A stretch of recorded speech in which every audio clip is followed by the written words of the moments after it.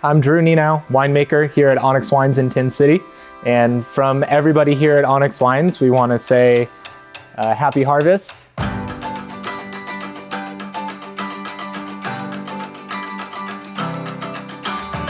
Although 2020 as a whole has been a little bit of a ham sandwich, there's been a lot of curveballs thrown at the team this year.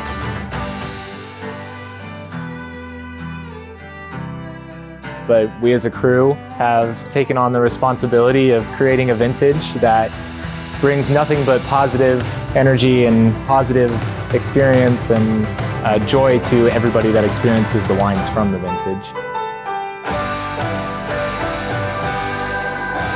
It's turning out to be a really, really great year. The grapes look great, the estate looks good, and despite everything that's been thrown at it, it's gearing up to be a really fantastic harvest.